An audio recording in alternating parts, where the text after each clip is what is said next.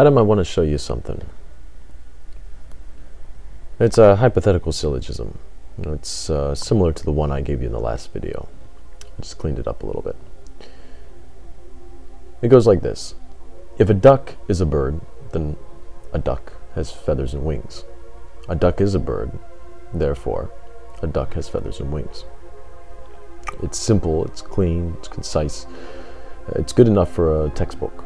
It's a modus ponens, you might have noticed. The way that a hypothetical syllogism works is because of a premise that is never explicitly stated. In this case, you can find it in the first premise. It lies in there. If a duck is a bird, then a duck has feathers and wings. The proof of that hypothetical is the simple declarative statement that a bird has feathers and wings. Now, the way we find that latent premise is simply canceling out the carried term between the if and the then clause. If a duck is a bird, then a duck has feathers and wings.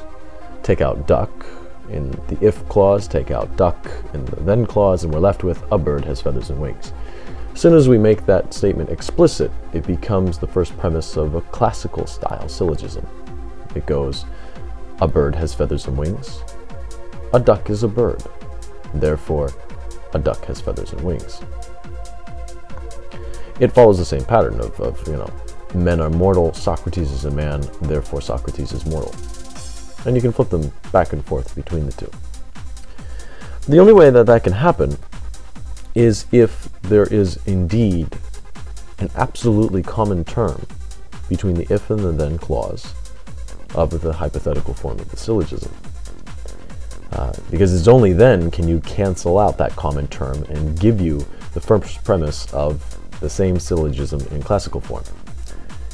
Your last video response to me was kind of, if you don't mind my saying, of the, kind of the attitude of nuh-uh, that I had said you're not doing this right, and you said nuh-uh. So I'm giving you a format in which you can prove me wrong this time. It's a challenge, Adam. And I've even started it for you. I need you to show me the first premise that is latent within your argument. And I want you to rewrite your argument in classic form. And if you can do that for me, similar to how I did it with the duck and bird example, then I rescind all critique I've had of your first premise. If you can't, and you respond with just another nuh-uh kind of video, then I think we're done.